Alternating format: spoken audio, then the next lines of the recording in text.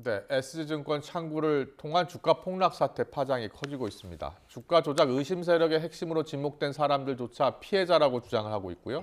검찰과 금융당국이 본격 수사에 나섰습니다. 이 밖에 강남 납치 살해 속보, 계곡 살해 사건 주범으로 재판 중인 이은혜 2심 결과까지 함께 알아봅니다. 김성수 변호사 나오셨습니다. 안녕하십니까? 안녕하세요. 네, SG증권발 주가 폭락 사태가 파장이 계속 커지고 있는 것 같아요.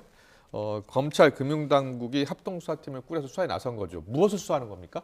예, 일단은 지금 이게 어떤 범죄 혐의가 있었는지를 수사하기 위한 부분이고 네. 말씀 주셨던 이제 합동 수사팀을 꾸렸다는 부분이 서울 남부지검 금융범죄 수사단이 있습니다. 네. 이 수사단에서 금융위의 자본시장 조사과 그리고 금융감독원의 수사 인력들을 함께 이제 모아서 합동 수사팀을 꾸렸고 이 수사팀에서 직접적으로 이제 수사를 진행을 하겠다고 하는 거니까 네. 조금 더 적극적으로 그리고 이게 조사 인력이 많이 필요할 만큼 사안이 크다 이렇게 보고 있는 그런 소식입니다. 네, 검찰과 금융당국은 지금 이 사건을 주가 조작으로 보고 있는 것 같아요. 어떻게 해서 그런 겁니까? 예, 일단은 지금 이 사건 자체가 아직까지는 사실관계를 계속 들여다보고 있는 상황입니다. 그런데 SG증권이라는 이 증권사에서 특히나 많은 물량을 이렇게 매도를 하다 보니까는 갑자기 하한가를 계속 맞은 거거든요. 네. 그래서 이 부분은 어떠한 좀 이유가 있는 것이다라는 이야기가 있고 이 SG증권에서 이렇게 던진 그 물량을 던진 이 부분에 대해서 이게 이제 차액 결제 거래라는 좀 특이한 결제 거래 방법이 그러니까 거래 방식이 있는데 그 부분을 썼다라고 보는 거죠. 그리고 이 부분을 쓰는 게 이제 이 명의자가 드러나지 않기 때문에 통정거래라고 해서 이 주식을 뭐 10,000원짜리 주식을 야 너가 이제 이걸 11,000원에 사고 너는 12,000원에 사고 이렇게 해서 계속 올릴 수가 있어요. 네. 이게 이제 통정거래라고 하는 건데 그렇게 하면은 실질적으로는 이 주식의 시세가 10,000원인데 뭐 13,000원, 14,000원 뭐 아니면 20,000원까지도 올릴 수 있는 거지 않습니까? 예. 그리고 20,000원까지 올린 다음에 이거를 한 번에 매도를 해버리면 이게 10,000원까지 다시 떨어지겠죠. 원래 시세대로 떨어지는데 그 사이에 그 20,000원에 올라간 이게 이제 실제 가치인 줄 알고 산 사람들은 손해를 보게 되는 겁니다. 그렇죠. 그게 이제 통정거래라고 하는 것인데 네. 이번 같은 경우에도 일단은 통정거래에 그런 혐의가 있는 것으로 보인다 이렇게 보고 있기 때문에 그 부분 수사를 진행하고 있는 그런 소식입니다. 보니까 고수익 투자, 고수익을 낼 수 있다 이렇게 유인을 해서 투자를 많이 한 것 같더라고요. 그런데 지금 보면 모두가 다 피해자라고 하고 있어요. 이게 공범입니까? 피해자입니까? 어떻게 구분해야 하는 겁니까? 예, 이게 아직까지 사실관계를 밝히고 있는 상황이기 때문에 지금 예상이 되고 있는 건 통정거래라고 보고 있는 겁니다. 그렇다면 네. 통정거래를 했다라고 한다면 어디까지 가담을 했느냐에 따라서 이거를 피해자나 피고인으로 나누고 가담 아니면 여부. 예, 가담 여부. 그러니까 어디까지 알았느냐. 내가 만약에 이것을 통정거래, 그러니까 자본시장법상 불법적인 행위를 한다는 것을 알고 있었음에도 아니면 알 수 있었음에도 불구하고 참여를 했다라고 한다면 그건 처벌이 될 수가 있는 겁니다. 예. 다 그렇다면 몰랐다 그러겠는데요, 그러면? 예, 물론 그럴 수는 있겠지만 예. 몰랐다고 이야기를 당연히 하더라도 수사단에서는 그걸 이제 확인을 할 거지 않습니까? 이제 다른 증거들을 통해서 뭐 문자 내역이라든지 예. 뭐 이제 참여의 정도 이런 뭐 금액이 굉장히 컸다든지 이런 부분들이 있으면 당연히 좀 의심을 할 수밖에 없고 이런 물증을 추가적으로 확보를 하게 됩니다. 그래서 그 확보한 증거에서 이 가담의 정도가 나온다고 한다면 당연히 이제 피의자로 조사를 받을 수가 있고 조사를 받는 과정에서 결국에는 죄가 있다라고 한다면 재판까지 넘겨질 수가 있기 때문에 네. 그 부분 조금 더 지켜봐야 될 것으로 보입니다. 자, 그 주가가 얼마나 많이 하락했습니까? 예, 주가가 8개 종목이 크게 하락했다던데요? 예, 맞습니다. 지금 현재 8개 종목이 이제 이 조금 통정 거래를 했던 것으로 의심이 되는 부분이고 네, 네. 이게 21일 날 12조 1,949억 원이 시가총액이었어요. 시가총액이라는 것은 주식 한 주의 가치에다가 총 주식 발행량이 있지 않습니까? 네. 그걸 곱하면 시가총액이 나오는 것인데 이 8개 회사가 12조 1,949억에 해당할 만큼 시총이 컸던 건데 27일에 지금 27일 이제 6일 지났지 않습니까? 예, 예. 네, 4조 8,042억이 됐습니다. 그러니까 8조 정도가 거의 없어진 거다 보니까 일부 종목 보니까 급락했네요. 급락했어. 예, 그러니까 이게 저희 이제 우리 폭락이 주식 시장에서는 맞겠습니다. 폭락. 예. 그 하루에 30%까지 이제 그 30%까지밖에 하한가를 못 치거든요. 그러니까 30%를 그날 쳤으면 그 다음 날 또 30%가 떨어질 수 있는 겁니다. 한 번에 30% 이상 떨어질 수는 없어요. 근데 네. 계속 하한가를 치는 거예요. 그렇게 해서 지금 12조였던 게 4조까지 떨어지다 보니까 4조 8천억까지 떨어졌지 않습니까? 예. 그게 그리고 그 결과 그 내용에 있어서 SG증권이라는 데서 계속 물량이 나오거든요. 그러니까 물량이 많이 나올수록 값이 떨어질 수밖에 없는 것인데 이 물량이 SG증권에서 많이 나오고 그 SG증권이 어떠한 창구 역할을 했던 것이 아니냐라는 이제 의심이 들다 보니까 SG증권에 대해서도 수사가 들어가야 되는데 이게 외국계 회사다 보니까는 네. 자료를 확보하는 데 있어서 조금 한계가 있을 수 있다 이런 좀 우려가 있는 부분입니다. 네.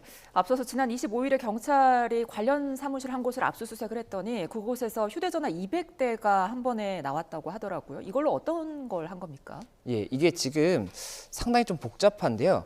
이게 CFD라는 개념이 좀 알아야 되고, 그리고 네. 이제 그 유사수신 개념이 좀 들어갑니다. 그러니까 제가 지금 뭐 이야기 나오는 것들을 이렇게 근거해서 아마 지금 검찰의 수사라는 방향은 이걸 거예요. 그 말씀하셨던 투자 회사가 있지 않습니까? 투자에서 예. 지금 압수수색 받은 곳이 있는데 여기가 의심을 받고 있는 것이 네. 유사수신을 한 겁니다. 돈을 모으는 건데 이게 자격 없이 돈을 모으게 되면 그건 유사수신으로 이제 걸리게 돼요. 그러니까 다단계식으로 해서 돈을 보통 모으거나 하면은 그 걸리게 되는데 지금 그 혐의가 하나 있는 것이고 이 돈들을 모아서 통정거래를 한 겁니다. 통정거래를 해서 야 10,000원짜리를 11,000원에서 12,000원에서 하려면 이 돈이 있어야 되는 거지 않습니까? 네. 이 돈들을 모으는 데 있어서 유사수신을 한 것으로 지금 예상을 하고 있고 그리고 이 돈을 모아서 통정거래를 하는데 실제로 뭐 100억을 모았다고 예를 들어볼게요. 근데 네. 100억 가지고는 이 통정거래에 그럼 한계가 있지 않습니까? 이익이 나는 게 적지 않습니까? 그러니까 CFD라는 걸 쓰는 겁니다. 이 CFD라는 것은 뭐냐면 이제 차익결제 거래라고 해서 내가 만약에 100억이 있다고 하면 100억 원치만 사는 게 아니라 그거보다 훨씬 많은 그 양을 주식 그 증권회사에서 살 수 있도록 하는 거예요. 그러면 증권회사에서는 야 그러면 증거금이라는 걸 걸어라고 해서 너가 만약에 우리 회사가 이렇게 샀다가 손해를 봤을 때 그거를 그럼 메꿔줄 수 있는 돈이 있는지를 이제 증명을 하는 겁니다. 그렇게 되면은 일단 증권사는 그걸 보고 믿고 해주는 거예요. 그러다가 증권사에서 이게 떨어지게 되면은 손해가 발생할 수가 있지 않습니까? 이 증거금 건 거보다 만약에 더 많은 손해가 발생하면 그러면 증권사에서는 야, 증거금을 더 걸어. 이렇게 이야기를 하게 됩니다. 네네. 근데 그때 증거금을 못 걸면 투자회사에서는 그러니까 증권사에서는 이게 손해가 될 수가 있으니까는 이제 팔아버리는 거예요. 네. 이 주식을 팔아버리는 걸 이제 반대 매매라고 합니다. 네. 그래서 반대 매매를 하게 되면 물건이 많이 나오니까 주가가 더 폭락하겠죠. 그렇게 되면서 계속 주가가 폭락을 할 수가 있게 되는데 지금 이 8개 회사가 SG증권이라는 여기서 굉장히 많은 물량이 나오는 게 이 CFD에 의한 반대 매매가 발생을 해서 이렇게 된 것이 아니냐라는 이야기가 나오고 있고 이렇게 되면 이 CFD가 또 뭐가 문제냐면 지금 200대 휴대폰이 발견이 됐다고 하는데 이게 이제 다 다른 사람 명의거든요. 네. 이 사람들 명의로 통정거래를 했던 것으로 보이고 이 CFD로 참여를 했다라고 한다면 이분들은 본인들이 지금 그 투자회사에다 지급했던 돈보다도 훨씬 많은 빚이 생깁니다.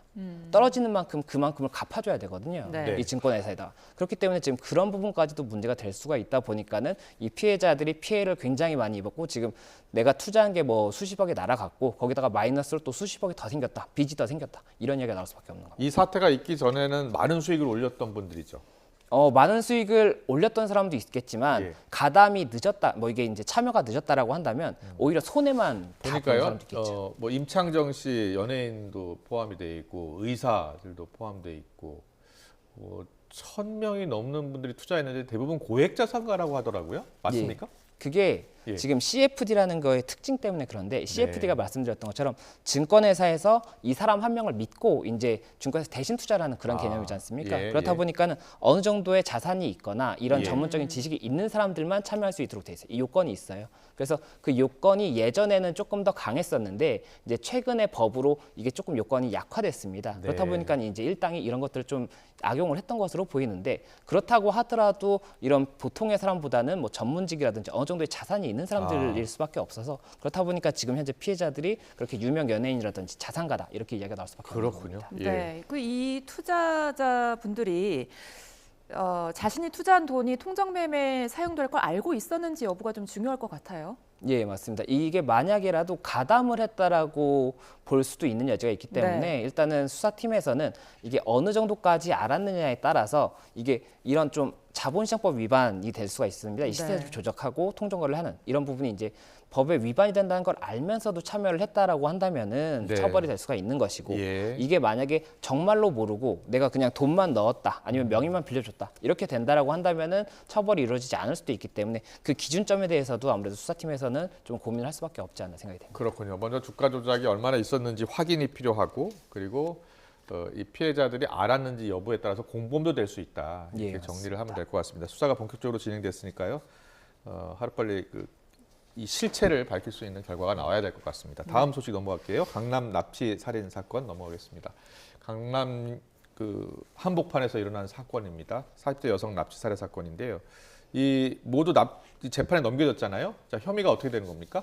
예, 지금 7명이 기소가 된 걸로 나오는데 네. 그 유상원, 황은희 부부가 있지 않습니까? 사실혼 관계인 부부가 있고 그리고 이경우, 황대한, 연조 이게 이제 실행을 했던 사람들입니다. 이 5명 같은 경우에는 범죄 혐의가 강도 살인 그리고 강도 예비 그리고 또 이제 이경우, 황대한, 연지호 같은 경우에는 사체를 유기했기 때문에 사체 유기 그리고 마약류를 이제 사용을 했지 않습니까? 예. 그래서 마약류 관리법 위반 지금 이러한 혐의로 구속 기소가 됐고 자, 그 구속 기소하면서 그동안 알려지지 않았던 내용 중에 새로 나온 내용이 있습니까?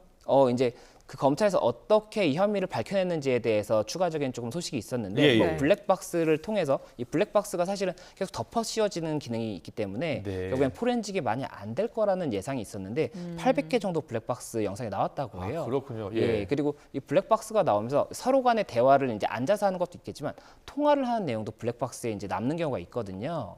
예, 차에서 이제 통화를 하면 다 그게 남지 않습니까? 그래서 네. 그런 부분들을 통해서 이 범죄를 모의했던 정황이라든지 그리고 이제 계획 범죄가 6개월 동안이나 계획을 했다 이런 소식들이 알려지면서 이제 좀 추가적인 좀 충격을 줬다 이렇게 말씀드릴 수 있을 것 같고 그리고 이 5명 외에도 그 이모 씨라고 강도 예비를 했다가 중간에 이제 탈퇴했다 예, 예. 이렇게 얘기했던 사람 있지 않습니까? 네. 그 사람 같은 경우에도 이제 구속 기소가 됐고 그리고 또 이제 이 경우의 아내 같은 경우에 이 마약류를 이제 공급했다 제공했다는 이야기가 있기 때문에 이 부분 관련해서는 이제 강도를 방조한 혐의가 있고 또 절도를 한 거지 않습니까? 훔쳐온 거니까 병원에서 그래서 절도 혐의 그리고 마약류 관리법 위반 이렇게 3가지 혐의로 기소가 됐다 불구속 기소됐다 이런 소식입니다. 네, 이번 사건 등장인물도 많고 좀 복잡한 사건인데요. 주도자인 이경우가 처음에 유상호, 황은희 부부에게 접근해서 사건을 제안했다고 하던데 처음 시작이 어떻게 된 겁니까? 예, 지금 현재 검찰이 보고 있는 혐의 그 범죄 사실은 일단은 이 유상원, 황은희 부부가 이 피해자가 이제 운영하고 있던 그 코인 관련해서 투자를 했던 것으로 알려져 있습니다. 네. 1억 정도 투자를 했고 또 그리고 추가적으로 다른 투자자들을 모집해서 30억 정도 투자를 또 주선을 했다고 해요. 그런데 이 코인 자체가 조금 뭐 예상과 달리 이제 폭락을 하면서 손해를 입게 된 거죠. 네. 그래서 손해를 입게 됐는데 그 과정에서 피해자랑 이 부부간에 다툼이 생기게 됩니다. 뭐 서로 시세 조작을 했네, 뭐 뒤통수를 쳤네 이렇게 해서 다툼이 생기고 그래서 2021년 3월경에는 이 피해자가 오히려 이 두 부부를 호텔에 감금을 해서 4억 원 정도 비트코인을 받아내기도 해요. 그래서 이제 형사 고소가 되고 이런 사건이 있었습니다. 예, 예. 그러는 와중에 이제 이경우가 이 부부 측에 이제 먼저 이야기를 하게 되는 겁니다. 이경우도 당시에는 이제 피해자 쪽이랑 원래 관련이 있었던 사람인데 예. 이제 나중에는 이제 부부 쪽에 가서 내가 이 피해자를 어떻게 좀 하겠다 이렇게 이야기를 하고 그리고 그 부분 관련해서 뭐 코인이 좀 있다고 하니까는 그걸 좀 취득하자 이런 이야기도 했던 것으로 지금 일단 알려져 있고 그렇게 이야기를 하니까 부부 쪽에서 착수금으로 7천만 원을 제공을 하면서 범죄가 시작이 됐고 이경우가 이 황대한을 일단은 모집을 했고 황대한이 또 연주를 모집을 하면서 이렇게 범행에 좀 단체가 조직이 됐다 이런 좀 혐의로 보고 있는 것으로 보입니다. 네, 재판이 시작이 됐는데요. 될 건데요. 무발적 범죄가 아닌 계획 범죄로 드러났기 때문에 양형이 적지 않을 것이다. 이렇게 이야기 나오고 있습니다. 어떻게 예상하십니까? 예, 일단은 그 제가 방금 말씀드렸던 것 중에 범죄 단체가 조직됐다는 건 이제 그 법상의 범죄단체 조직제는 아니었고 제가 이제 예. 조금 말을 예. 단어 선택이 조금 부적절했는데 어쨌든 범죄에 이렇게 좀 그룹이 형성됐다 이런 거고 네. 일단 지금 강도살인으로 주된 혐의를 보고 있지 않습니까? 그래서 네. 강도살인 같은 경우에는 형법상에는 사형 또는 무기징역이 규정이 되어 있고 양형 기준이 있습니다. 이 양형 기준에서는 살인죄 같은 경우에 극단적 인명경시는 기본이 일단은 23년 이상입니다. 그리고 만약에 감경 요소가 있다고 한다면 20년에서 25년까지 감경이 될 수가 있고 가중된다면 무기 이상이 될 수 있습니다. 그래서 이번 같은 경우에 극단적 인명경시로 본다면 굉장히 중하게 처벌될 수가 있고 그게 아니라고 하더라도 뭐 중대범죄 결합살인 이런 경우만 하더라도 기본적으로 20년 이상 아니면 무기징역이 가능하기 때문에 아무래도 좀 중형의 좀 선고가 될 수가 있는데 다만 여기서 이제 쟁점이 또 될 수가 있는 게 이 부부 같은 경우에는 억울하다라고 계속 주장을 하고 있어요. 무죄 주장을 하고 있기 때문에 이 부분은 재판에서 어떻게 밝혀질지가 좀 봐야 될 것으로 보이고 예. 또 가담의 정도에 따라서는 이 처벌의 수위가 조금 달라질 수가 있기 때문에 그 부분도 좀 쟁점이 될 수 있다 이렇게 말씀드릴 수 있을 것 같습니다. 네, 네. 알겠습니다. 이번에는 계곡 살인 사건 끝으로 짚어보겠습니다. 주범으로 재판을 받고 있는 이은혜 2심에서도 무기징역 선고받았습니다. 예, 맞습니다. 그 2심 선고에서도 결국에는 주범인 이은혜는 무기징역, 그리고 또 공범인 조현수는 징역 30년이 그대로 유지가 됐다는 그런 소식인데요. 예. 결국에 항소심에서도 쟁점이 됐던 것이 이은혜는 계속해서 이제 무죄를 주장을 했었던 부분이 있고 네. 검찰에서는 이제 이게 부작위에 의한 살인, 그러니까 간접 살인이다라고 지금 1심에서 인정이 됐었는데 이걸 가스라이팅에 의한 직접 살인으로 봐야 된다 이렇게 주장을 했던 거죠. 네. 그렇다 보니까 그 부분 쟁점이 됐었는데 예, 예. 결국 재판부에서는 이 무죄 주장에 대해서도 인정을 하지 않았고 예. 또 이제 직접 살인에 대해서도 인정을 하지 않다 보니까 아. 부작위에 의한 살인은 맞고 그에 대해서 무기징역 그리고 징역 30년의 양형은 적정하다 이렇게 판단한 것으로 보입니다. 그렇군요. 간접 살인만 인정을 한 거군요. 예, 맞습니다. 공범이 있었잖아요. 조현수 씨. 이 공범 조현수는 징역 30년 그대로 유지가 됐네요. 예, 맞습니다. 예. 이제 공범 같은 경우에도 무죄 주장을 같이 했던 것으로 보이는데 이제 범죄 사실이 결국 같이 가기 때문에 같이 무죄 주장할 수밖에 없습니다. 네. 근데 그 부분 대해서 결국 재판부에서는 무죄 주장이 받아들여지지 않았고 양형에 대해서도 적절하다. 징역 30년이 적절하다라고 봤기 때문에 예. 이게 죄명이 살인죄 하나만 있는 게 아니라 살인죄 하나랑 그리고 그 2019년 6월에 살인 행위가 있었고 네. 2월이랑 5월에는 이제 보고 독이랑 낚시터에서 또 빠뜨리는 아, 그런 살인 예. 미수가 있었지 않습니까? 예, 예. 그리고 보험을 이제 신청을 했는데 이게 또 이제 보험 사기 방지법에 의한 사기 미수가 돼요. 그래서 이런 범죄 행위들을 다 이제 좀 공범이라고 봤기 때문에 징역 30년이 그렇게 중하지는 않다 이렇게 본 것으로. 용소 계곡 사건뿐만이 아니라 2019년에 있었던 그 살인 미수 혐의까지 적용이 된 거군요. 예, 그 죄명에 대해서 다 같이 재판이 되고 있는 거기 때문에 예. 그 부분 이제 양형이 적절하다고 본 것으로 보입니다. 그렇군요. 네. 예. 그런데 직접 살인 혐의가 적용되지 않은 이유는 어떤 겁니까?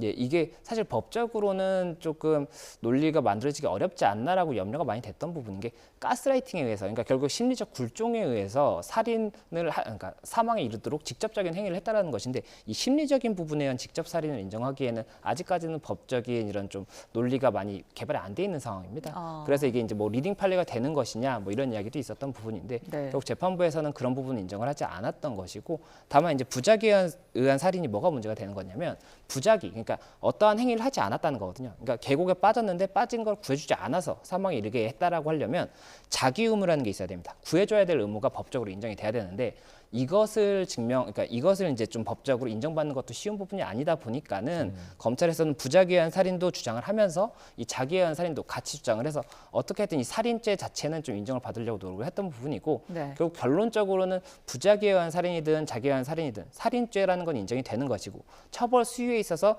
어떠한 좀 가담의 정도나 이 잘못을 한 정도를 좀 볼 때 이게 부작위냐 자기냐를 보는 것인데 네. 그거에 대해서도 어쨌든 중하게 판단을 했거든요. 그렇다 보니까 유가족 측에서도 어느 정도 법원의 판단을 존중한다 이런 인터뷰도 있었습니다. 네. 재판부가 피고인이 보험금 8억 원을 노려서 2차례 살인미수 살인 저질렀고 양심 가책 없이 보험금을 청구했다 이런 내용이 있더라고요. 근데 보험금 청구 소송 이은혜가 옥중에서도 소송을 계속 제기하고 있습니까?